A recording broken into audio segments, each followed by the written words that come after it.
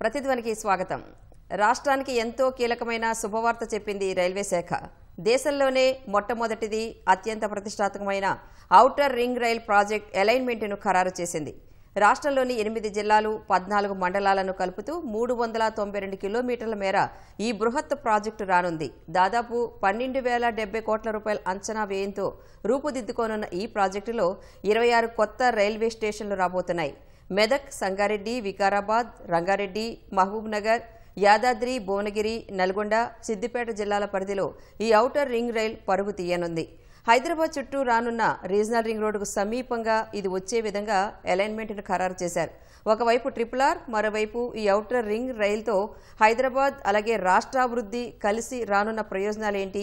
ఇదే అంశంపై నేటి ప్రతిధ్వనిలో చర్చిద్దాం. చర్చలో పాల్గొంటున్న వారు ప్రొఫెసర్ కె లక్ష్మణరావు గారు, ట్రాన్స్పోర్టేషన్ ఇంజనీరింగ్ నిపుణులు, హైదరాబాద్ నుంచి, అండ్ మేకా విజయసాయి గారు, నారెడ్కో తెలంగాణ అధ్యక్షులు, హైదరాబాద్ నుంచి, అలాగే బి రూపేష్ కుమార్ గారు, శ్రీ వారాహి గ్రూప్ డైరెక్టర్, హైదరాబాద్ నుంచి.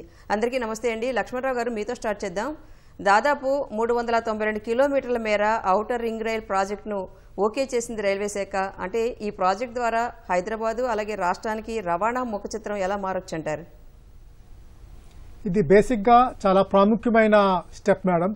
ఈ యొక్క ఔటర్ రింగ్ రైల్ అనేది దాని యొక్క ఫుట్ ప్రింట్ కనుక చూస్తే హైదరాబాద్ యొక్క inner ring road, outer ring road, regional ring road అనేది ఒక యూనిఫామ్ ల్యాండ్ యూజ్కి డెవలప్ చేయడానికి ఒక ఆస్కారం ఉంది.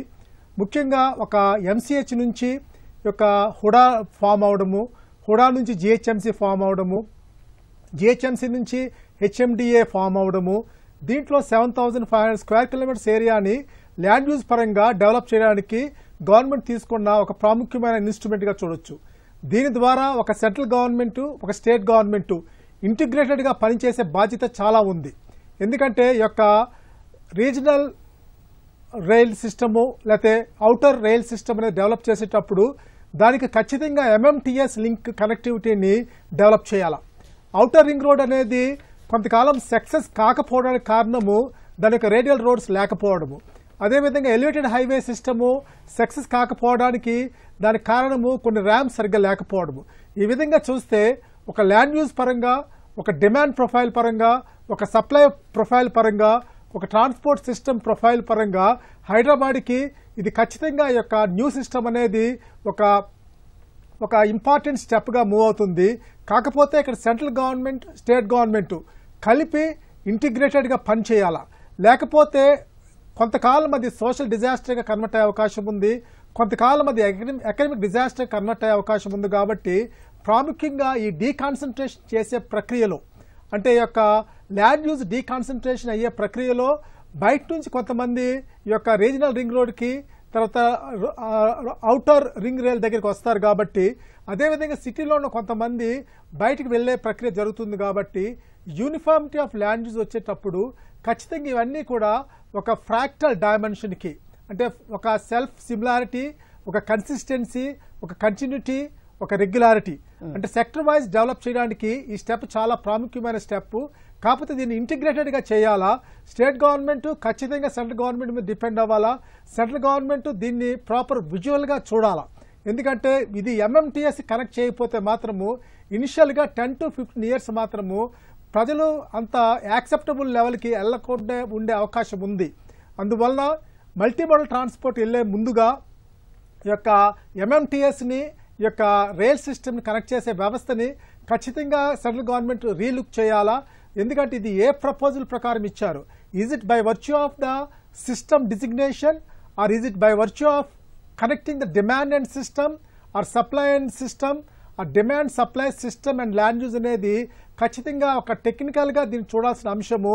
ఇది సోషల్ గాను ఎకనమిక్ గాను చూసే ప్రక్రియ కన్నా ముందుగా దీన్ని టెక్నికల్గా దీనికి ఒక ఫుట్ ప్రింట్ వేయాలా. హైదరాబాద్ ప్రజలకు ఉపయోగపడాలి అంటే ఇది ఒక ఫ్రాక్టల్ డైమెన్షన్ని కన్సిస్టెంట్గా మల్టీ డైరెక్షనల్గా ఉన్నప్పుడు హైదరాబాద్ విశ్వనగరంగా, వాళ్ళలోనే చాలా ఫేమస్ నగరంగా అయ్యే అవకాశం ఉంది. ఇన్ని రకాలైన మల్టీమోడ్ ట్రాన్స్పోర్ట్ రావడం అనేది చాలా యాక్సెప్టబుల్గా హైదరాబాద్ యొక్క ముఖ చిత్రము ఖచ్చితంగా మారుతుంది. కాకపోతే దీనికి కనుక సెంట్రల్ అండ్ స్టేట్ గవర్నమెంట్ కనుక ఇంటరాక్టివ్గా, ఇంటర్వీనింగ్గా, ఆపర్చునిస్టిక్గా కనుక బిహేవ్ చేయకపోతే మాత్రము ఇనిషియల్గా 10 to 15 years ఇది ఛాలెంజింగ్ టాస్క్ అవుతుంది. Okay sir. విజయసాయి గారు, మరి ఇప్పటికే ఆమోదం పొందిన ఈ ప్రాంతీయ రింగ్ రోడ్డుకి 3 నుంచి 4 కిలోమీటర్ల దూరంలోనే రానుంది మరి ఔటర్ రైల్ రింగ్ అనేది. అంటే రెండూ కలిస్తే ఎలాంటి ప్రయోజనాలు ఉంటాయంటారు? మొట్టమొదటిసారిగా ఇటువంటి ప్రతిపాదనను స్టేట్ గవర్నమెంట్ ప్రపోజ్ చేయటం, దాన్ని సెంట్రల్ గవర్నమెంట్ యాక్సెప్ట్ చేయటం, హైదరాబాదు భవిష్యత్తులో ఇది ఒక పెద్ద గేమ్ చేంజర్ కాబోతుంది. మనకి ఇండియాలో మనకి హైదరాబాద్లో ఉన్న ఓఆర్ఆర్ లాంటిదే ఎక్కడా కూడా లేదు. మనకి హైదరాబాద్లో ఓఆర్ఆర్ వలన ఇప్పుడు మనకి చాలా ఇన్ఫ్రాస్ట్రక్చర్ ఇష్యూస్ లేకుండా, సిటీలో ట్రాఫిక్ కంజెషన్ లేకుండా బెంగళూరుతో కంపేర్ చేస్తే హైదరాబాద్ చాలా కంఫర్టబుల్గా ఉంటుందని ఒక పేరు వచ్చింది. సో దాంతోపాటు ఇప్పుడు కొత్తగా ప్రభుత్వం ప్రతిపాదించిన రీజనల్ రింగ్ రోడ్, దీనికి దాదాపు 3 times ఉంటుంది ప్రజెంట్ ఓఆర్ఆర్కి. సో అదే ఒక మణిహారం కాబోతుందంటే దాన్ని వెమ్మటే ఇప్పుడు స్టేట్ గవర్నమెంట్, సెంట్రల్ గవర్నమెంట్ ప్రతిపాదించిన ఈ కొత్త రైల్వే లైన్ అనేది జనరల్గా మేమెవరూ కూడా ఇది ఒక రియాలిటీ అవుతుంది అనేది ఎప్పుడు ఊహించలేదు. ఇది చాలా అభినందించదగ్గ విషయం. మామూలుగా మనకి ఎక్కడ చూసినా కూడా హైదరాబాద్లో మేజర్ ప్రాబ్లం ఏంటంటే మనకి మిగతా ప్రాంతాలతో పోలిస్తే ఎండ్ మైల్ కనెక్టివిటీ అనేది, చివరిలో కనెక్టివిటీ అనేది లేకుండా పోతుంది. ఇప్పుడు మనకి మెట్రో రైల్ ఉంది. మెట్రో రైల్ దిగిన దగ్గర నుంచి అక్కడికి వెళ్తే వేరే చోటుకి వెళ్ళాలంటే మళ్ళీ ట్రాన్స్పోర్ట్ కనెక్టివిటీ అనేది లేదు. ఎప్పటి నుంచో ప్రభుత్వం ఆర్టీసీకి వీళ్ళకి కనెక్టివిటీ పెట్టాలని చూస్తున్నారు, కానీ ఇప్పటివరకు అది సరిగ్గా రూపుదాల్చలేదు. అట్లాగే అక్కడ ట్రాఫిక్, పార్కింగ్ ఇష్యూస్ చాలా ఉన్నాయి. సో వీటన్నిటినీ అడ్రస్ చేస్తాం. మనకి కనుక ఇప్పుడు ఈ రైలు అనేది ప్రతిపాదించిన రైలు కనుక కంప్లీట్ కనుక అయితే హైదరాబాద్కి రాబోయే తరాలకి సరిపోవని కూడా ఏ రకమైన ఇన్ఫ్రాస్ట్రక్చర్ ఇష్యూస్ లేకుండా అభివృద్ధికి చాలా ఆస్కారం ఉంటుంది. అండ్ చాలా గ్రోత్కి కూడా చాలా ఉపయోగకరం ఉంటుంది. కాకపోతే ప్రభుత్వం తీసుకోవాల్సిన కొన్ని జాగ్రత్తలు ఏంటంటే, ఎగ్జిస్టింగ్ రైల్వే స్టేషన్స్ ఎక్కడెక్కడ ఉన్నాయో వాటికి కనెక్టివిటీ అనేది తప్పకుండా ఉండాలి.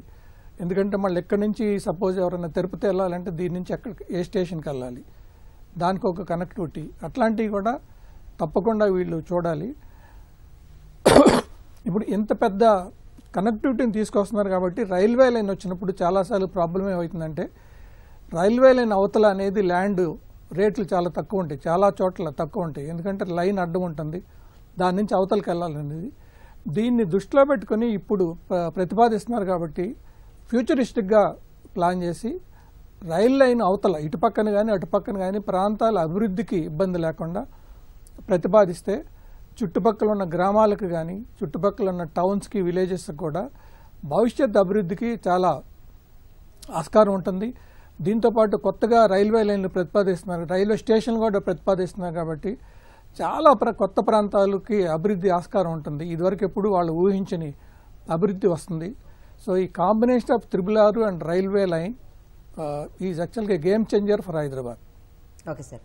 రూపేష్ గారు, మరి ప్రస్తుత ఔటర్ వెలుపల అలాగే ఈ RRRకి లోపల ఈ ప్రాజెక్ట్ వచ్చాక తెలంగాణ అభివృద్ధి ముఖ చిత్రం మారిపోతుందని చెప్తున్నారు. ఏ విధంగా ఉండొచ్చు అంటారు? సో మన లక్ష్మణరావు గారు ఇంతకుముందు చెప్పినట్టు ఔటర్ రింగ్ రోడ్ వచ్చాక హైదరాబాద్ ముఖ చిత్రమే మారిపోయింది. అది హైదరాబాద్లో ఔటర్ రింగ్ రోడ్ వచ్చాక దాన్ని ఒక ప్రాజెక్ట్ కింద కాకుండా అది హైదరాబాద్కే వెన్నుముక్కలాగా అయింది. ఇప్పుడు ఈ రీజన్ రింగ్ రోడ్ అలాగే ఈ రీజనల్ రింగ్ రైల్ ఏదైతే వస్తుందో ఇది తెలంగాణకే వెన్నుముక్క మారుతుంది. ఈ ఔటర్ రింగ్ రోడ్ వచ్చాక మన గ్రోత్ ఆఫ్ హైదరాబాద్ మనం కల్లారా చూసాం. ఔటర్ రింగ్ రోడ్ రావడం వల్ల ఇవాళ HMDA పరిధి దాదాపు 7,500 కిలోమీటర్లలో విస్తరించింది. అదే మన పక్కనున్న బెంగళూరు చూస్తే 1,200 కిలోమీటర్లకే బెంగళూరు గ్రోత్ అన్నది రిస్ట్రిక్ట్ అయి ఉంది. సో దానివల్ల ఇప్పుడు అక్కడ ట్రాఫిక్ సమస్యలు కానీ అనేక సమస్యలు మనం చూస్తున్నాం. మన తెలంగాణ గవర్నమెంట్ ఎంతో ముందు చూపుతో ఈ ఔటర్ రింగ్ రోడ్ అన్నది తీసుకురావడం వలన 7,500 కిలోమీటర్ల విస్తీర్ణంలో ఇవాళ HMDA విస్తరించింది. అలాగే ఇవాళ ఈ రీజనల్ రింగ్ రోడ్ ఏదైతే ప్రపోజల్ ఉంది, అలాగే రీజనల్ రింగ్ రైల్ ఏదైతే గవర్నమెంట్ అనౌన్స్ చేసింది, this will be A game changer for Telangana. జనరల్గా ట్రాన్స్పోర్ట్ అనేసరికి ఓన్లీ మనం పబ్లిక్ పీపుల్ కమ్యూట్ గురించి ఆలోచిస్తున్నాం. కానీ ఈ రీజనల్ రింగ్ రోడ్ ఆర్ ఈ రీజనల్ రింగ్ రైల్ ఇవి వేరియస్ ఇండస్ట్రియల్ కారిడార్స్కి అలాగే వేరియస్ డ్రై పోర్ట్స్, మన తెలంగాణలో చాలా డ్రై పోర్ట్స్ ఉన్నాయి. ఈ డ్రై పోర్ట్ కారిడార్స్కి ఇది లింక్ చేయడం వల్ల ఎక్స్పోర్ట్ ఇంపోర్ట్కి ఇది ఎంతో దోహదపడుతుంది. ఇవాళ మారుతున్న గ్లోబల్ సినారియో చూస్తే ఇండియా ఫ్యూచర్ కంట్రీగా ఆవిర్భవిస్తుంది. ఇండియా నుంచి ఎంతో ఎక్స్పోర్ట్ చేయడానికి అవకాశాలు ఉన్నాయి. సో ఈ ఎక్స్పోర్ట్ రెడీ అవ్వడానికి ఈ ప్రాజెక్ట్ ఎంతో దోహదపడుతుంది. అలాగే హైదరాబాద్ ముందంజలో నిలవడానికి ఈ ప్రాజెక్ట్ ఎంతో దోహదపడుతుందని క్లియర్గా మనకి కళ్ళ ముందు ఆవిష్కరణ అవుతుంది. రైట్. ఇటువంటి ప్రాజెక్ట్ తీసుకురావడం both state and central government ఇద్దరిని కూడా అభినందించదగ్గ విషయం. ఇందులో ఒకటే ఛాలెంజ్ ఏంటంటే ఇవాళ ల్యాండ్ ఎక్విజిషన్ అన్నది ప్రతి గవర్నమెంట్కి ఒక పెద్ద ఛాలెంజింగ్ టాస్క్గా మారింది. ఇన్ని లక్షల మందితో ఇంత పెద్ద ల్యాండ్ ఎక్స్టెంట్ ఎక్వైర్ చేయడం అన్నది it's a big challenge. So ఈ ఛాలెంజ్ అధిగమిస్తే ఈ ప్రాజెక్ట్ సక్సెస్ అవుతుందని నేను నమ్ముతున్నారు, ఆశిస్తున్నాను. రైట్. లక్ష్మణరావు గారు, ఈ ప్రాజెక్ట్ అనేది రైలు రోడ్డు రవాణా మధ్య ఇంటిగ్రేటెడ్ మల్టీ మోడల్ కనెక్టివిటీని ఎలా మెరుగుపరుస్తుందంటారు? ఇది ఒక డిమాండ్ ప్రొఫైల్ అనేది మనం తీసుకున్నప్పుడు ఒక trip length, trip intensity, trip orientation ఎలా ఉంది, అదేవిధంగా సప్లై నెట్వర్క్ చూసినప్పుడు నెంబర్ ఆఫ్ లింక్స్, జంక్షన్స్, దాని ఓరియంటేషన్ ఎలా ఉంది, అదేవిధంగా ల్యాండ్ యూజ్ చూసుకున్నప్పుడు దాని యొక్క బిల్టప్ ఏరియాలో ఉండే సైజు, షేప్, ఓరియంటేషన్ ఏ విధంగా డెవలప్ చేస్తున్నాము, దానికి సర్కమ్స్క్రైబింగ్గా ఎన్విరాన్మెంటల్ ఇష్యూస్ ఏం చేస్తున్నాము, అదేవిధంగా సిస్టమ్ వచ్చేటప్పటికి ఈ యొక్క ఇంటర్మీడియట్ పారా ట్రాన్సిట్, ప్రైవేట్ వెహికల్స్, తర్వాత bus transit system, rail transit సిస్టమ్ని ఏ విధంగా కనెక్ట్ చేస్తున్నాము, వీటి మధ్య ఉన్న రిలేషన్ని మనము అది ఒక సోషల్ బెనిఫిట్గా చూస్తున్నామా, ఎకనామెట్రిక్ బెనిఫిట్గా చూస్తున్నామా గమనించుకున్నాక దాన్ని కనెక్టివిటీ ప్యాటర్న్ మనం డెవలప్ చేయాలండి. ఖచ్చితంగా ఇది ఇంటర్ మోడల్కి ఖచ్చితంగా ఉపయోగపడేది, రేదర్ మల్టీ మోడల్ ట్రాన్స్పోర్ట్కి ఉపయోగపడే వ్యవస్థ. కానీ దీంట్లో ప్రాముఖ్యంగా ఈ యొక్క ఎకనామిక్స్ ఏ విధంగా వర్కౌట్ అవుతుంది, ఎందుకంటే ఒక బస్ సిస్టమ్ నడపాలి అంటే ఖచ్చితంగా బెనిఫిట్ కాస్ట్ రేషియో చూసుకుంటారు, అదేవిధంగా రైల్ సిస్టమ్ చూస్తారు. ఇది rail system, bus transit system ఇవి మాత్రము ఖచ్చితంగా ఎకనామెట్రిక్ మీటరింగ్లో చూసుకున్నాక దాని కనెక్టివిటీ ప్యాటర్న్స్లో ఇంపార్టెంట్ కారిడార్స్ని మనం అబ్జర్వ్ చేయాలి. ఒక రోడ్ ట్రాన్స్పోర్ట్ కనుక చూసే పని అయితే ఎకనామిక్ కారిడార్ అనగానే బిజినెస్ కారిడార్స్ వస్తాయి, రైల్ సిస్టంలో చూడంగానే అవి ఒక సోషల్ నెట్వర్కింగ్ కింద వస్తాయి. కాబట్టి ఏ విధంగా మనం ల్యాండ్ యూజ్ని డెవలప్ చేస్తామనేది చూసుకుంటే దానికి అనుగుణంగా ఒక షిఫ్ట్ అనేది జరుగుద్దండి. ఆ షిఫ్ట్ జరగడానికి మీకు బెస్ట్ ఎగ్జాంపుల్ హైదరాబాదే. ఎందుకంటే ఎంసీహెచ్ నుంచి జిహెచ్ఎంసీకి హుడాకి ఎలా కన్వర్ట్ అయిందో, హుడా నుంచి జిహెచ్ఎంసీ ఎలా కన్వర్ట్ అయిందో, అక్కడి నుంచి హెచ్ఎండి ఎలా కన్వర్ట్ అయిందో చూస్తే అక్కడ షిఫ్ట్ ఆఫ్ ల్యాండ్ యూజ్ అనేది ఇంపార్టెంట్ అయింది. ఈ విధంగా చూస్తే గవర్నమెంట్ తీసుకునే డెసిషన్ ఒక టెక్నోమెట్రిక్ మీటరింగ్ ద్వారా డెసిషన్ తీసుకోవాలా, దాంతోపాటు ఒక టెక్నాలజీ ఇంటర్ఫేస్ చేసిన రోజున అంటే గ్యారంటీగా journey time equal to travel time వెళ్తుంది, గ్యారంటీగా పొల్యూషన్ కంట్రోల్ వస్తుంది, గ్యారంటీగా ఎకనామిక్స్ వర్కౌట్ అవుతాయన్న రోజున ఖచ్చితంగా people will never mind to deconcentrate from core of the Hyderabad city to the periphery of the Hyderabad city.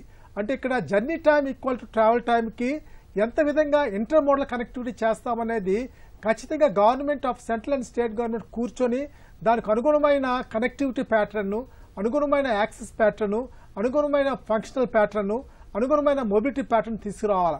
ఎందుకంటే హైదరాబాద్ సిటీలో కంజెషన్ ప్రైస్ అనేది దరిదాపుగా మీకు 8,000 నుంచి 10,000 crores of rupees per annum అవుతుంది. అదేవిధంగా air quality index more than 250 to 280 వస్తుంది. ఇవన్నీ గమనించుకున్న రోజున యాక్సిడెంట్ కాస్ట్ ఎక్కువగా ఉన్నది. మీరు అవుటర్ రింగ్ రోడ్ చూసారంటే డిసిషన్ జడ్జిమెంట్ ప్రాబ్లం వల్లనే చాలా యాక్సిడెంట్ జరుగుతున్నాయి, అవి కొన్ని వేల కోట్ల నష్టానికి వెళ్తుంది. మెట్రో ఇంప్లిమెంటేషన్ ద్వారా జరిగిన లెసన్స్ ని బేస్ పెట్టుకొని ఖచ్చితంగా ఒక ఇంటిగ్రేటెడ్ అప్రోచ్ స్టేట్ గవర్నమెంట్ నుంచి ల్యాండ్ యూజ్ పాలసీస్ని లిమిటేషన్స్, కన్సంట్రేషన్స్ చేసుకోవాలా, దాంతోపాటు స్టేట్ గవర్నమెంట్ నుంచి ఇంటర్ మోడల్ కనెక్టివిటీకి ఎటువంటి ఎంకరేజ్మెంట్ ఇస్తున్నారో చూసుకోవాలా, అది ప్రజలకు ఆమోదయోగ్యమైన సిస్టమ్ ఉండాలా. ఎందుకంటే ట్రాన్స్పోర్ట్ అనేది ఇట్ ఈస్ ఎ సోషల్ బిహేవియర్ని బట్టి, ఎకనామిక్ బిహేవియర్ని బట్టి చూస్తే ఖచ్చితంగా ఇది సక్సెస్ అవుతుంది. ఈ యొక్క inter model connectivity, multi modal connectivity అనేది పాసిబుల్ ఉంటుంది. ఈ రోజున ఐపీటీ వెహికల్స్ కనుక మనం డోర్ టు డోర్ సర్వీస్కి ఖచ్చితంగా ఉపయోగిస్తాము, దానికి ఒక కంప్యూటర్ విజన్ టెక్నాలజీ కానీ, లేదు ఒక క్యూఆర్ కోడ్ బేస్ మీద కానీ, లేదా అడ్వాన్స్డ్ టెక్నాలజీస్ ద్వారా ఐటీఎస్ టెక్నాలజీ ద్వారా బేస్ పెట్టి కనెక్ట్ చేస్తాము.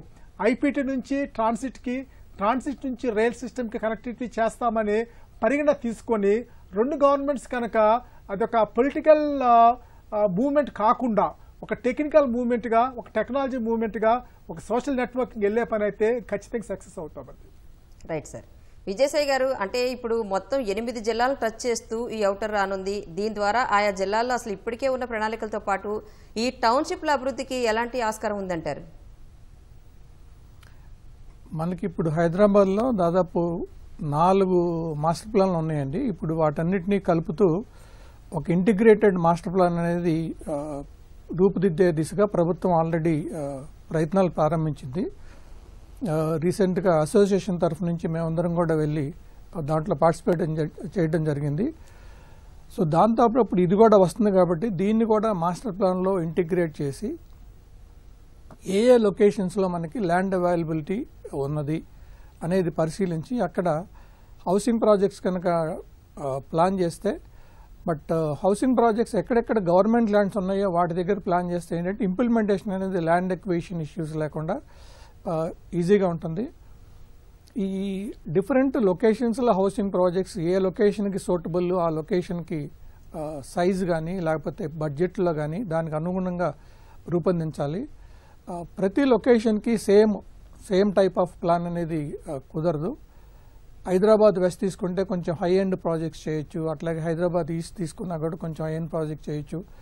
సో లొకేషన్కి అనుగుణంగా ప్రభుత్వం భూమిని కేటాయించి డెవలపర్స్, నేషనల్ లెవెల్ నుంచి కూడా చాలామంది డెవలపర్స్ ఆల్రెడీ హైదరాబాద్లో ప్రాజెక్ట్ చేస్తున్నారు.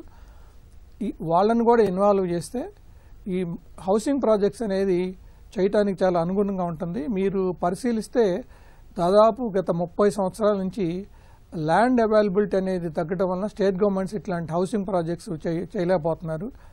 ఇదివరకే మనకి నల్లగండ్లలో హుడా ప్రాజెక్ట్ కానీ, కూకట్పల్లి హౌసింగ్ బోర్డు, అట్లా సరూర్ నగర్లో ఒక ప్రాజెక్టు తర్వాత ప్రభుత్వం ల్యాండ్ అవైలబిలిటీ లేకపోవడం వలన ఈ హౌసింగ్ ప్రాజెక్ట్స్ అనేది చేయలేకపోయారు. ప్రజలకి అవసరమైన అవసరాలకు అనుగుణంగా ఇప్పుడు కొత్తగా ఇంత పెద్ద ల్యాండ్ అవైలబిలిటీ, కొత్తగా రైల్వే స్టేషన్స్ కనెక్టివిటీ త్రిబుల్ వస్తుంది కాబట్టి ఇది ఒక గొప్ప అవకాశం ప్రభుత్వానికి.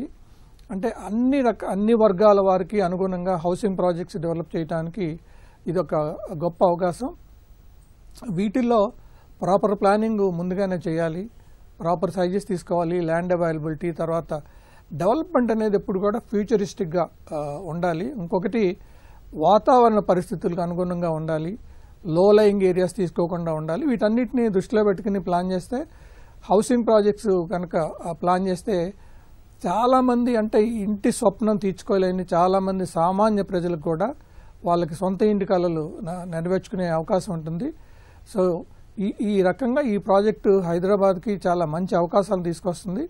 కాకపోతే ఈ రైల్వే ప్రాజెక్టు, రైల్వే లైను ప్రారంభించేటప్పుడు ప్రభుత్వం తీసుకోవాల్సిన ముందు చూపుగా భవిష్యత్తు కూడా దృష్టిలో పెట్టుకుని వాళ్ళు ల్యాండ్ ఎక్విజిషన్ చేసుకోవాలి.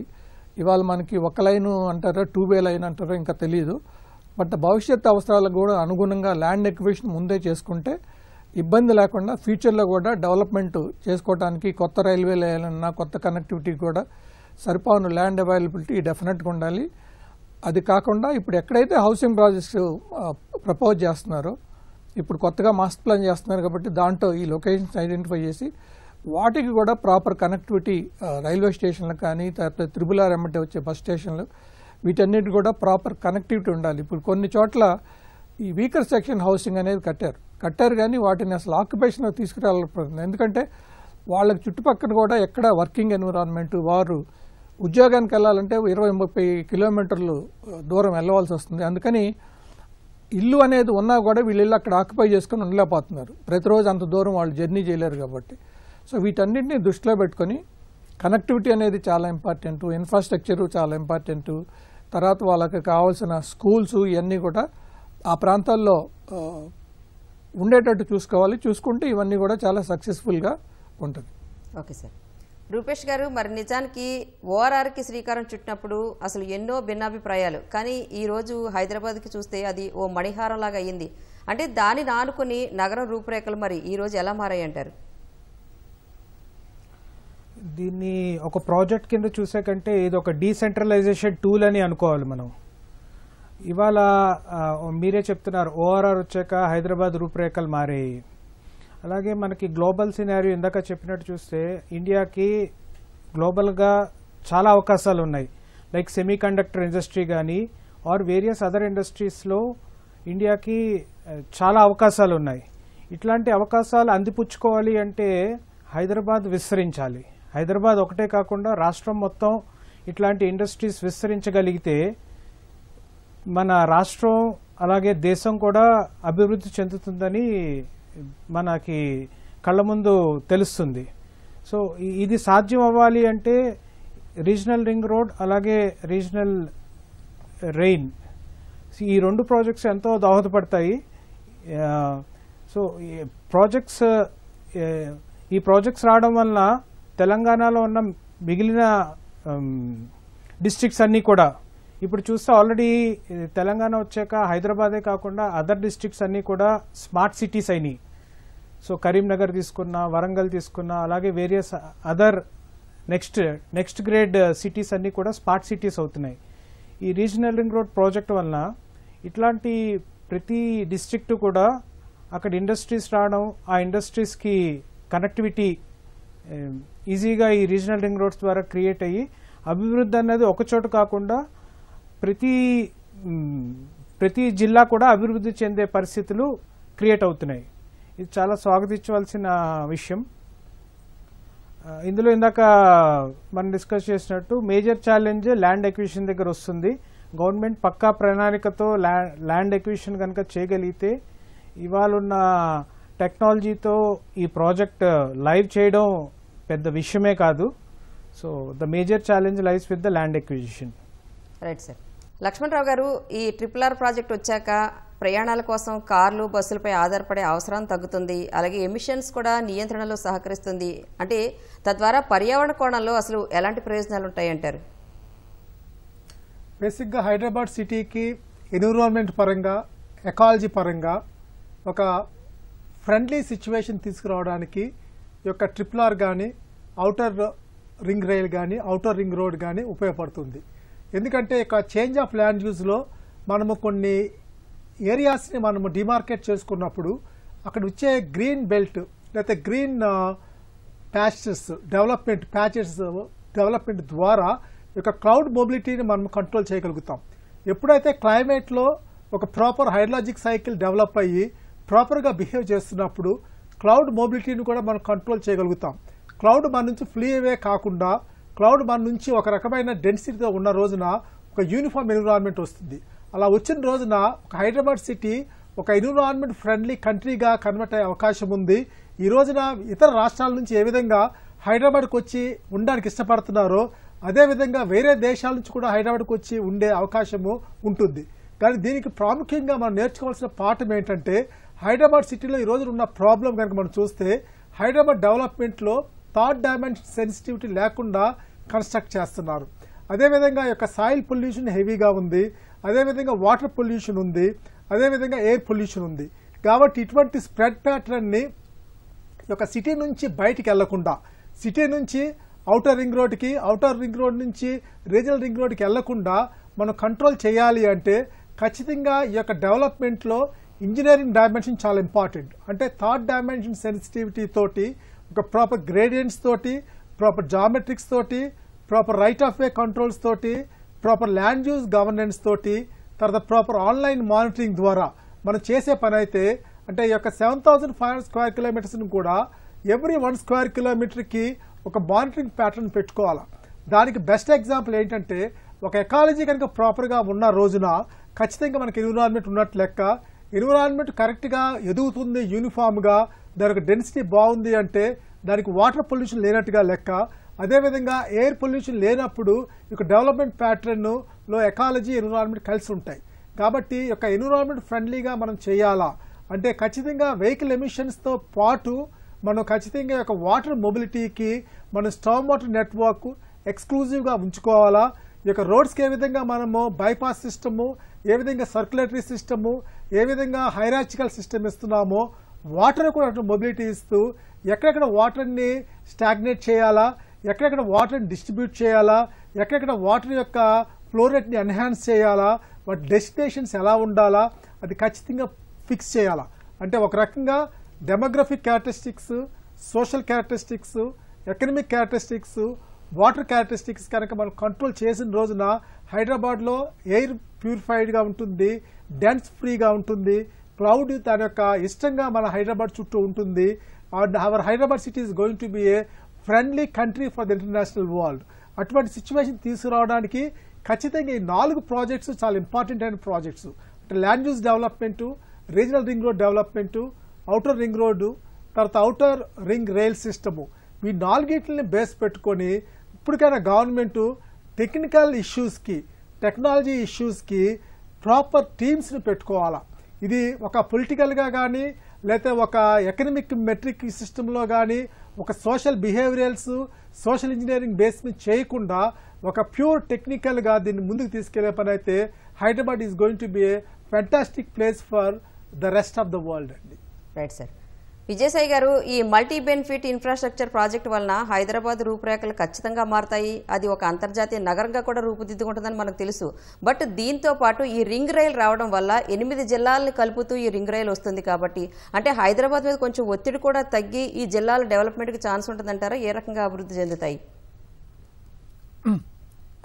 డెఫినెట్గా అండి. మనకి ఇప్పుడు హైదరాబాద్లో ట్రాఫిక్ కంజెషన్ తక్కువలో ఉంది మెట్రో రైల్ రావటం వలన, ఓఆర్ఆర్ వలన.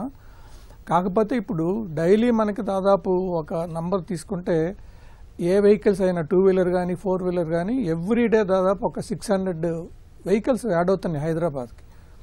ఇప్పటికంటే ఇప్పుడున్న రోడ్డుని మనం వైడెన్ చేసుకోలేం, ఎందుకంటే రోడ్ వైడనింగ్ అనేది చాలా కష్టం.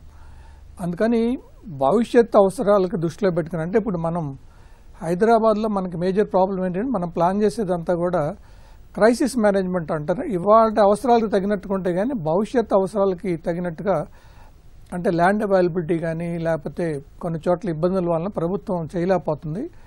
సో ఈ బయట చేస్తున్నాం కాబట్టి మనకి ఇక్కడ అభివృద్ధికి చాలా ఆస్కారం ఉంటుంది. మనకి ఇప్పుడు ఈ హైదరాబాద్లో మల్టీ స్టోరీడ్ ప్రాజెక్ట్స్ చాలా ఎక్కువ వస్తున్నాయి. మనకున్న ల్యాండ్ అవైలబిలిటీ బాంబే లాగా మనకి ల్యాండ్ లాక్ కాదు కాబట్టి మనకి ల్యాండ్ అవైలబిలిటీ చాలా ఉంది కాబట్టి హారిజాంటల్ స్ప్రెడ్ అనేది మనకి హైదరాబాద్కి సిటీ డీకంజెషన్, సిటీలో ఉన్న ఇన్ఫ్రాస్ట్రక్చర్ మీద ప్రెషర్ లేకుండా ఉండాలంటే హారిజాంటల్ డెవలప్మెంట్ అనేది చేసుకోవాలి. ఎందుకంటే ఓఆర్ఆర్ ఉంది, ఆల్రెడీ RRR కూడా ప్రభుత్వం ప్లాన్ చేస్తుంది కాబట్టి మన డెవలప్మెంట్ కూడా అన్ని ప్రాంతాలకి అన్ని డైరెక్షన్స్లో విస్తరించాలి అంటే ఈ హారిజాంటల్ డెవలప్మెంటే అవసరం. సో ఈ హారిజాంటల్ డెవలప్మెంట్ వలన ఇన్ఫ్రాస్ట్రక్చర్ మీద డెవలప్మెంట్ ప్రాబ్లం తగ్గుతుంది, క్రైసిస్ తగ్గుతుంది. అలా కాకుండా మనకి ఎన్విరాన్మెంటల్ ఇష్యూస్ కూడా మనకి హైదరాబాద్లో 4 వీలరు 2 వీలరు ఆటోల వలన వచ్చే పొల్యూషన్ కంటే మెట్రో రైలు కానీ లేకపోతే ఈ ప్రపోజ్డ్ రీజనల్ రింగ్ రోడ్ ఎమ్మటే వచ్చే రైలు వలన పొల్యూషన్ చాలా తగ్గుతుంది. సో ఇది చాలా హర్షించదగ్గ పరిణామం. తర్వాత ఇప్పుడు ఈ కొత్తగా రైలు వచ్చే ప్రాంతం అంటే చాలా ఊళ్ళలో నుంచి చాలా జనావాస ప్రాంతాల నుంచి వెళ్తుంది కాబట్టి సౌండ్ నాయిస్ అనేది చాలా ఎక్కువ ఉంటుంది. సో దానికి తగినట్టు ఏంటంటే 2 పక్కల బ్యారియర్ లాగా గ్రీనరీ అనేది డెవలప్ చేస్తే మనకి పొల్యూషన్ తగ్గించినట్టు ఉంటుంది. ఈ రైలు కొత్తగా వచ్చిన ప్రాంతాల వాళ్ళకి అసౌకర్యం లేకుండా గ్రీన్ బ్యారియర్ 2 పక్కల కూడా గ్రీన్ బ్యారియర్ కనుక పెంచితే వాతావరణం పరిస్థితులను కూడా కొంచెం మనం కంట్రోల్ చేసుకున్నట్టు ఉంటుంది.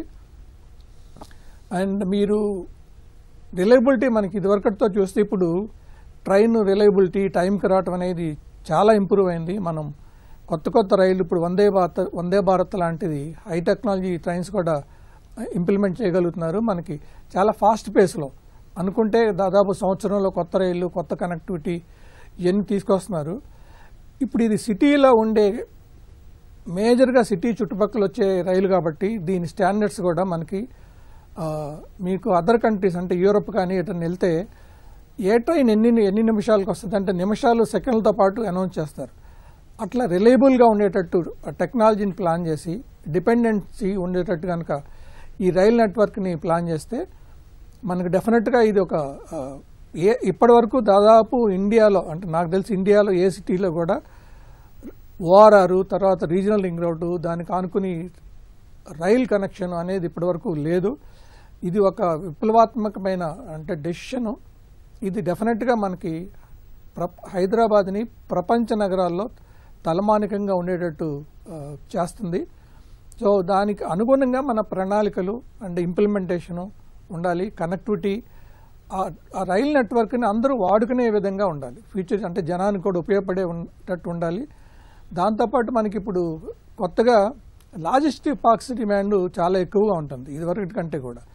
ఇదివరకు మనకి చిన్న చిన్న లెవెల్లో లాజిస్టిక్ పార్క్స్ 1 acre 2 acres చేసేవాళ్ళు ఇప్పుడు 10 acres 20 acresలో కూడా ఈ లాజిస్టిక్ పార్క్స్ అనేది చేస్తున్నారు. All along this road logistic parks కూడా డెవలప్ చేసి, దాంతోపాటు మనకి స్టేట్ గవర్నమెంట్ డ్రై పోర్ట్స్ అనేది, మనకి సీ పోర్ట్లు లేవు కాబట్టి డ్రై పోర్ట్లు అనేది ప్లాన్ చేస్తున్నారు. వీటికి కూడా కనెక్టివిటీ ఇస్తే డెఫినెట్గా ఇది మనకు ఒక ఇంటర్నేషనల్ స్టాండర్డ్స్లో అభివృద్ధి చేస్తే మనకు హైదరాబాదు విశ్వనగరం కావాలని ఎప్పటి నుంచి అనుకుంటున్నాం. హైదరాబాదు విశ్వనగరం అయ్యే స్కోప్ ఈ ప్రాజెక్టుల వల్ల ఉంటుంది. Right sir. రూపేష్ గారు, ఈ RRR కానీ రైల్ రింగ్ ద్వారా కానీ అభివృద్ధి మొత్తం ఒకే చోట కేంద్రీకృతం కాకుండా మల్టీ సెంట్రిక్ డెవలప్మెంట్ యాంగిల్లో కూడా చూస్తే పక్కనున్న నగరాలు కూడా డెఫినెట్గా అభివృద్ధి చెందుతాయి. కానీ ఆ నగరాలు ఫాస్ట్గా అభివృద్ధి చెందడానికి ఇంకా అక్కడ ఇన్ఫ్రాస్ట్రక్చర్ డెవలప్మెంట్ ఎలా ఉండాలంటారు? సో ఇందాక చెప్పినట్టు ఇది ఒక ప్రాజెక్ట్ కాదు, ఇది ఒక డీసెంట్రలైజేషన్ టూల్. సో ఆల్రెడీ మన చుట్టుపక్కల ఉన్న వరంగల్ కానీ, కరీంనగర్ కానీ, అలాగే వేరియస్ అదర్ జిల్లాల్లో ఉండే ఇన్ఫ్రాస్ట్రక్చర్ అక్కడ ఒక 10 సంవత్సరాల ముందుకి ఈ రోజుకి చూస్తే చాలా డెవలప్ అయింది. ఈ గవర్నమెంట్ ఈ ప్రణాళిక ఇలాగే కంటిన్యూ చేస్తే రానున్న రోజుల్లో regional ring road and regional ring rail ready అయ్యే టైంకి ఆ నగరాలు కూడా ఆ ఇన్ఫ్రాస్ట్రక్చర్ని అందిపుచ్చుకునేటట్టు అక్కడ లోకల్ ఇన్ఫ్రాస్ట్రక్చర్ కూడా డెవలప్ అవుతుంది. అండ్ ఓవరాల్ తెలంగాణ మొత్తం డెవలప్ అయ్యే దానికి ఎంతో ఆస్కారం ఉంది. మనం చూస్తే 10 సంవత్సరాల ముందు హైదరాబాద్ అనేక నగరాలతో కంపీట్ చేసేది, కానీ ఈరోజు చూస్తే ఎన్నో విషయాల్లో హైదరాబాద్ బెంచ్ మార్క్ సృష్టిస్తుంది. ఇది చాలా గర్వించదగ్గ విషయం. మనం ఎన్నో MNC కంపెనీస్ హైదరాబాద్ వచ్చి వాళ్ళు గ్లోబల్ క్యాంపసెస్ ఓపెన్ చేస్తున్నాయి. అమెజాన్ తీసుకుంటే అమెజాన్ యొక్క వరల్డ్లో బిగ్గెస్ట్ క్యాంపస్ మన హైదరాబాద్లో నెలకొల్పడం జరిగింది. అలాగే Google, they are coming up with their biggest campus after US. Google is setting up their biggest campus here in Hyderabad. అలాగే ఎన్నో MNC కంపెనీస్ అన్నీ కూడా వాళ్ళ గ్లోబల్ క్యాంపసెస్ ఇక్కడ సెటప్ చేస్తున్నారంటే ఆ స్థాయికి మన అభివృద్ధి చెందింది. అండ్ ఈ అభివృద్ధి ఇలాంటి regional ring road, regional ring rail projects ద్వారా ఎంతో అభివృద్ధి చెంది చుట్టుపక్కల ఉండే ప్రాంతాలు కూడా చాలా అభివృద్ధి చెందడానికి చాలా ఆస్కారం ఉంది. అండ్ ఇవాళ మన తెలంగాణ గవర్నమెంట్లో ఉన్న పాలసీస్ చూస్తే ఇందాక పొల్యూషన్ గురించి వాటి గురించి మన లక్ష్మణరావు గారు కానీ ప్రభాకర్ గారు కానీ చెప్తున్నారు. సో ఇవాళ ఒక ప్రాజెక్ట్ రావాలి అంటే government there are set norms, environment clearances కానీ అలాగే వేరియస్ డిపార్ట్మెంట్ యొక్క అనుమతులు తీసుకోవాలి. అలాగే వాళ్ళు ఒక set path every year audit system కూడా నడుస్తుంది. అదొక ఫైర్ డిపార్ట్మెంట్ అవ్వచ్చు, ఎన్విరాన్మెంట్ డిపార్ట్మెంట్ అవ్వచ్చు, ఒక గైడ్ లైన్స్ ఫామ్ చేసి ఈ పొల్యూషన్ కానీ డిజాస్టర్ కానీ హ్యాండిల్ చేయడానికి మన తెలంగాణ గవర్నమెంట్ చాలా ప్రిపేర్డ్గా ఉంది. రీసెంట్గా ఫామ్ అయిన హైడ్రా దానికి ఉదాహరణ. డిజాస్టర్ మేనేజ్మెంట్ కోసం ఎక్స్క్లూజివ్గా ఈ హైడ్రా అన్నది ఫామ్ అయింది. అండ్ లేక్స్ కన్జర్వేషన్ కానీ చూస్తే హైదరాబాద్లో ఇంతకుముందు ఎన్నో లేక్స్ ఉండేవి, ఇప్పుడు ఆల్మోస్ట్ ప్రతి ఏరియాలోనూ లేక్స్ అన్నీ కూడా చాలా అభివృద్ధి చేస్తున్నారు. అండ్ అలాగే కమ్యూనిటీస్లో ఈ STPs కానీ ఏదైతే మురుగునీరు ఉందో డైరెక్ట్గా బయటకు వదలకుండా శుద్ధి చేసే విధానం, శుద్ధి చేసిన నీటిని మళ్ళీ వాడుకునే విధానం తీసుకొచ్చి పొల్యూషన్కి ఎంతో that is helping. And integrated townships with industrial development, walk to work concepts ఇప్పుడు కొత్తగా డెవలప్ చేసే ఈ ఏరియాస్లో వాక్ టు వర్క్ కాన్సెప్ట్స్ తీసుకొచ్చినా కూడా మన ట్రాఫిక్ ప్రాబ్లమ్స్కి ఎంతో సొల్యూషన్స్ ఉంటాయి. ఆల్రెడీ కొన్ని సెజ్లో industrial residential as well as IT development కలిపి జరుగుతున్నాయి. దానివల్ల వాక్ టు వర్క్ కాన్సెప్ట్ అభివృద్ధి చెందుతుంది. సో ఫ్యూచర్లో డెవలప్ అయ్యే ఈ ఏరియాస్లో కూడా ఈ కాన్సెప్ట్ తీసుకుని ముందుకెళ్తే చాలా ప్రాబ్లమ్స్కి ఇది సొల్యూషన్గా మనం తీసుకోవచ్చు. నిజంగా తెలంగాణ కానీ హైదరాబాద్ కానీ ఇప్పుడు జరుగుతున్న అభివృద్ధి బెంచ్ మార్క్ సృష్టించగలుగుతున్నాం అంటే ఈ సక్సెస్లో ప్రతి ఒక్కరిని కూడా అభినందించదగ్గ విషయం అండి. Okay sir. లక్ష్మణరావు గారు, ఈ రీజనల్ రింగ్ రైల్, ఈ రీజనల్ రింగ్ రోడ్ ప్రాజెక్టులు కనుక స్టార్ట్ అయితే ఆటోమేటిక్గా ఆ ఏరియాల్లో డెవలప్మెంట్ అనేది స్టార్ట్ అయిపోతుంది. అంటే ఆ డెవలప్మెంట్ ద్వారా ఉపాధి ఉద్యోగాల పరంగా చూస్తే అసలు ఎంతమందికి మేలు జరగవచ్చు అంటారు? ఈ ఏరియా వైజ్ కనుక మనం చూస్తే ఖచ్చితంగా ఒక 25 to 30 lakh ఫ్యామిలీస్ డీకాన్సన్ట్రేట్ అయ్యే అవకాశం ఉందండి.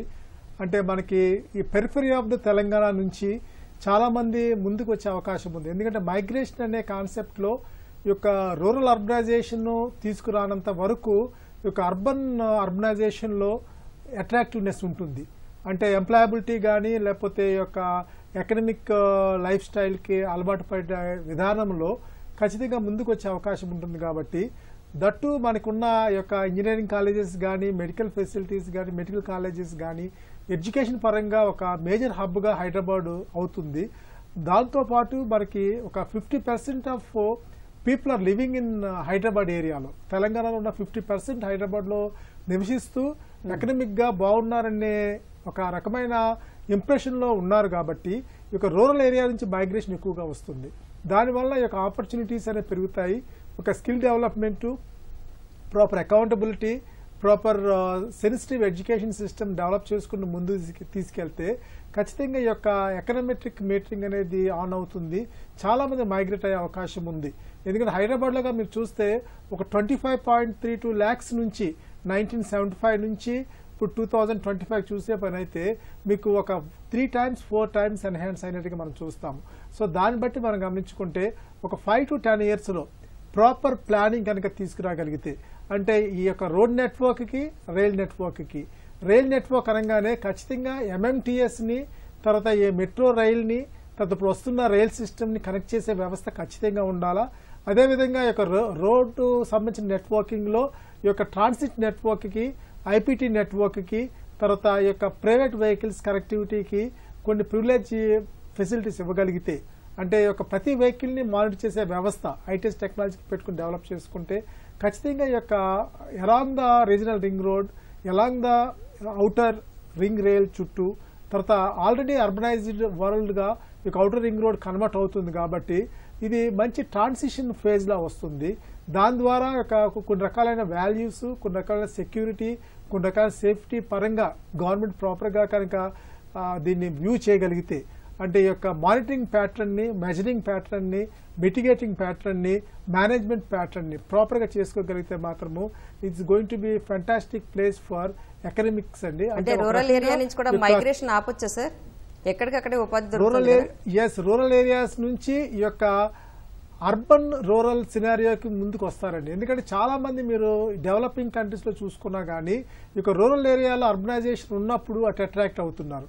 ఇక్కడ మనం గమనించుకుంటే రూరల్ అర్బనైజేషన్ మీద మనము ఇన్సిస్ట్ చేయాల్సిన అవసరం ఉండదు. ఎందుకంటే 3/4 ఏరియా, ఆల్మోస్ట్ 3/4 పాపులేషన్ అట్రాక్ట్ చేసుకునే వ్యవస్థకి ఛాన్స్ ఉండే అవకాశం ఉంది. కాబట్టి ఒక రకంగా ఈ యొక్క ఔటర్ రింగ్ రోడ్ దాటి రాకుండా బియాండ్ ఔటర్ రింగ్ రోడ్కి ఈ యొక్క మైగ్రేషన్ అనేది వచ్చి జాబ్ ఆపర్చునిటీస్ పెరుగుతాయి. అదేవిధంగా ఈ యొక్క మీడియేటర్ రోల్ని ఖచ్చితంగా మనము government, both central and state government కనుక దాన్ని బ్యాన్ చేయగలిగితే, అంటే ఏ విధంగా మనము రైతులు పండించింది విలువ ఏ విధంగా కరెక్ట్గా ఇవ్వగలుగుతున్నామో, అదేవిధంగా ఎడ్యుకేషన్గా రూరల్లో జరుగుతున్న వాళ్ళకి ఎంతవరకు మనం టెక్నికల్గా వాళ్ళని ఈ యొక్క NEP ద్వారా కానీ, లేకపోతే న్యూ ఎడ్యుకేషన్ పాలసీ ద్వారా, NLP ద్వారా ప్రాపర్ ట్రైనింగ్ ఇచ్చుకుంటూ అకౌంటబిలిటీ ఆఫ్ ఎడ్యుకేషన్ ఇన్స్టిట్యూట్స్ పెట్టడం గొప్ప కాదు, కానీ దాన్ని అకౌంటబిలిటీ ఇచ్చే విధంగా, అంటే ఒకవేళ వాళ్ళు ఫెయిల్ అయితే ఎడ్యుకేషన్ వ్యవస్థ ఖచ్చితంగా వాళ్ళకి పెన్షన్ రూపేనా లేకపోతే ఒక స్టైఫండ్ రూపేణ ఇచ్చే విధంగా ఇన్సిస్ట్ చేసిన రోజున అందరికి నైపుణ్యత వస్తుంది.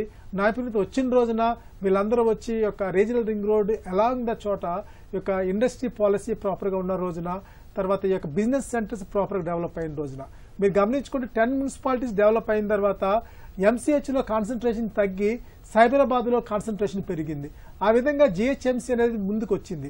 అదేవిధంగా హెచ్ఎండిఏని కూడా ముందుకు తీసుకెళ్లాలి అంటే ఈ యొక్క ఇండస్ట్రియల్ పాలసీ, తర్వాత ఎడ్యుకేషన్ పాలసీ, తర్వాత హెల్త్ పాలసీస్ కూడా డీకాన్సన్ట్రేట్ అయ్యే వ్యవస్థగా మనం డెవలప్ చేయాలని నా ఉద్దేశంలో ఒక 108 హబ్స్ గా క్రియేట్ చేస్తే along the periphery of the regional ring road 108 hubs గా క్రియేట్ చేసి దాంట్లో బిల్టప్ ఏరియాస్ డెవలప్ చేసుకుంటూ ఇంటిగ్రేటెడ్ ల్యాండ్ యూజ్ ప్లానింగ్ చేసిన రోజున ఈ సక్సెస్ అవుతుందని నా ఉద్దేశం. విజయసాయి గారు, మరి హైదరాబాద్ చుట్టూ ఉన్న ఈ శివారు ప్రాంతాల్లో ఆర్థిక అభివృద్ధిలో కూడా ఇవన్నీ అసలు ఎలా సహాయపడతాయి, అలాగే రియల్ ఎస్టేట్ రంగంలో దీర్ఘకాలిక పెట్టుబడులకు ఎలాంటి అవకాశాలు సృష్టిస్తుందంటారు? మనకి కొత్తగా వచ్చే రైల్వే స్టేషన్స్, ఈ కొత్తగా వచ్చే ఈ ప్రాంతాలు రియల్ ఎస్టేట్ అభివృద్ధికి చాలా ఉపయోగపడతాయి. మనకి కొత్తగా చాలా చోట్ల స్కూల్స్ అవసరం ఉంటుంది, అట్లాగే హౌసింగ్ సొసైటీస్ అవసరం ఉంటుంది. ఇవన్నీ కాకుండా రియల్ ఎస్టేట్లో ఇంకొక నెసెసిటీ, అంటే మన ప్రభుత్వం కూడా దృష్టి పెట్టాల్సిన నెసెసిటీ ఏంటంటే అందరూ నెగ్లెక్ట్ చేసింది సీనియర్ హోమ్స్.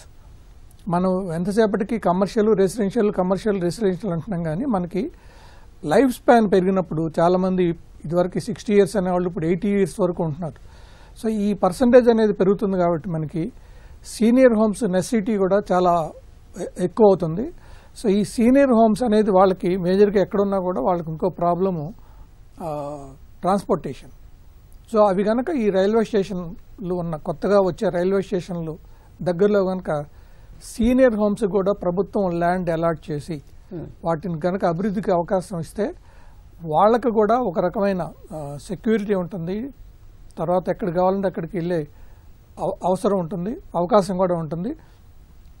ఈ రైల్వే స్టేషన్లు కూడా మనకి ఇండియాలో మనకి చెన్నై ఎయిర్పోర్ట్, హైదరాబాద్ ఎయిర్పోర్ట్ని కనుక చూస్తే చెన్నై ఎయిర్పోర్ట్తో కంపేర్ చేసుకుంటే హైదరాబాద్ ఎయిర్పోర్ట్లో there are so many activities build around airport. ఒక్క ఎయిర్పోర్ట్ కాకుండా ఎయిర్పోర్ట్కి అనుగుణంగా చాలా డెవలప్మెంట్ యాక్టివిటీస్ ప్లాన్ చేస్తున్నారు. సో అట్లాగే ఈ రైల్వే స్టేషన్స్ ఓన్లీ ఒక రైల్వే స్టేషన్ కాకుండా it is a centre of activities లాగా. హాస్పిటాలిటీ అక్కడే ప్లాన్ చేయొచ్చు, తర్వాత కొన్ని చోట్ల స్కూల్స్ కూడా ప్లాన్ చేయొచ్చు. అంటే ఇప్పుడు ఈ ఎంప్లాయీస్కి అవసరం ఉంటుంది, లోకల్ పాపులేషన్ కూడా అవసరం ఉంటుంది. వీటన్నిటిని దృష్టిలో పెట్టుకుంటే రియల్ ఎస్టేట్ కూడా మీకు చాలా రకాలుగా చాలా ప్రాంతాల్లో, అంటే మనకి రియల్ ఎస్టేట్కి ఎప్పుడు కావాల్సింది ఏంటంటే ఇన్ఫ్రాస్ట్రక్చర్ కావాలి, కనెక్టివిటీ కావాలి. ఈ కొత్తగా త్రిబుల్ వలన, త్రిబుల్ ఆర్కి మధ్యలో వచ్చే రోడ్ల వలన, ఈ రీజనల్ రైల్ ట్రాన్స్పోర్ట్ వలన కొత్త ప్రాంతాలు చాలా ఓపెన్ అవుతాయి. కాబట్టి వీటన్నిటి చోట్ల రెసిడెన్షియల్ ప్రాజెక్ట్స్కి చాలా అవకాశం ఉంటుంది. దానివల్ల రియల్ ఎస్టేట్ డెవలప్మెంట్ కూడా భవిష్యత్తు చాలా బాగుంటుంది. Right sir. రూపేష్ గారు, ఫైనల్గా చెప్పండి, ఓవరాల్గా చూస్తే తెలంగాణ రాష్ట్రంలో రియల్ ఎస్టేట్ రంగ ప్రగతికి ఈ ఔటర్ రింగ్ ప్రాజెక్టు ఎలా దోహదపడుతుందంటారు? మీరన్నట్టుగా వాక్ టు వర్క్ ప్రాజెక్ట్స్ని శివారులో చూడొచ్చంటారా? 100% అండి. ఈ ప్రాజెక్ట్ డెఫినెట్గా రియల్ ఎస్టేట్ రంగానికి ఎంతో ఊతమిస్తుంది. బట్ రియల్ ఎస్టేట్ రంగం ఎప్పుడు కూడా లాంగ్ టర్మ్ నిలబడాలి అంటే జస్ట్ ఇన్ఫ్రాస్ట్రక్చర్ ఒకటి వస్తే మాత్రం నిలబడదు. దానికి అనుగుణంగా చుట్టూ ఇండస్ట్రియల్ డెవలప్మెంట్ రావాలి, వేరియస్ అదర్ డెవలప్మెంట్ రావాలి, ఎంప్లాయ్మెంట్ క్రియేట్ అవ్వాలి. ఎప్పుడైతే ఎంప్లాయ్మెంట్ క్రియేట్ అవుద్దో అక్కడ residential need or various other needs will develop. So only just roads మాత్రమే డెవలప్ చేసుకుని వెళ్తే ఏ రోజు ఆ డెవలప్మెంట్ అన్నది సస్టైన్ అవ్వదు. సో రోడ్స్తో పాటు అదర్ రిలేటెడ్ ఆ రోడ్స్కి అనుగుణంగా అక్కడ ఏ ఇండస్ట్రియల్ పార్క్స్ డెవలప్ చేయాలి, ఏ కైండ్ ఆఫ్ ఇండస్ట్రీస్ని ప్రమోట్ చేయాలి, అండ్ ఈ ఇండస్ట్రీస్ని ప్రమోట్ చేయడం, ఇన్ఫ్రాస్ట్రక్చర్ ప్రమోట్ చేయడం ఎంత ఇంపార్టెంటో స్కిల్డ్ మ్యాన్ పవర్ డెవలప్ చేయడం అన్నది ఈజ్ ఈక్వల్లీ ఇంపార్టెంట్.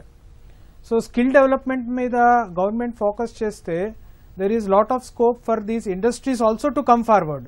ఎక్కడైతే స్కిల్డ్ మ్యాన్ పవర్ ఉందో ఇండస్ట్రీస్ అక్కడొచ్చి ఇన్ఫ్రాస్ట్రక్చర్, స్కిల్డ్ మ్యాన్ పవర్ ఇవి రెండు ఉన్న చోట ప్రతి ఇండస్ట్రీ కూడా ముందుకు వచ్చి అక్కడ ఎస్టాబ్లిష్ చేయడానికి 100% వాళ్ళు ముందుకు వస్తారు. సో స్కిల్ డెవలప్మెంట్ మీద గవర్నమెంట్ ఫోకస్ చేయాలి. అలాగే ఇవాళ స్టూడెంట్స్ చూస్తే స్టూడెంట్స్లో చాలా ఇంటెలిజెన్స్ ఉంది, బట్ కానీ వాళ్ళకి ప్రాపర్ కెరీర్ గైడెన్స్ లేదు. ఐ థింక్ ప్రతి చోట గవర్నమెంట్ ఈ కెరీర్ కౌన్సిలింగ్, కెరీర్ గైడెన్స్ అన్నది ఇవ్వాల్సిన అవసరం ఎంతో ఉంది. సో చాలామంది విద్యార్థులు గ్రాడ్యుయేషన్ చేస్తున్నప్పుడు ఆర్ గ్రాడ్యుయేషన్ కంప్లీట్ అయ్యాకనో కెరీర్లో ఎలా ముందుకెళ్ళాలి తెలియక వారు ఏ కెరీర్ ఎంచుకోవాలి, ఏ కెరీర్లో ఫ్యూచర్ ఉంది, అలాగే గవర్నమెంట్ విజన్ ఏంటి, గవర్నమెంట్ ఏ కైండ్ ఆఫ్ ఇండస్ట్రీస్ని ప్రమోట్ చేస్తుంది, దాంట్లో a kind of skill labour కావాలి. సో అటువంటి కోణంలో గవర్నమెంట్ ఇన్ఫ్రాస్ట్రక్చర్ అలాగే industrialisation and skilled manpower మూడింటిని ఇంటిగ్రేట్ చేస్తే 100% ఇది సక్సెస్ అవుతుందండి. అన్ని రంగాలు అభివృద్ధి చెందుతాయి. ఐ థింక్ స్టేట్ సక్సెస్ కి this is the key. Okay sir, thank you very much అండి. లక్ష్మణరావు గారు, విజయసాయి గారు అండ్ రూపేష్ గారు ప్రతిధ్వని చర్చలో పాల్గొన్నందుకు ప్రత్యేక ధన్యవాదాలు. ఇది నేటి ప్రతిధ్వని. నమస్తే.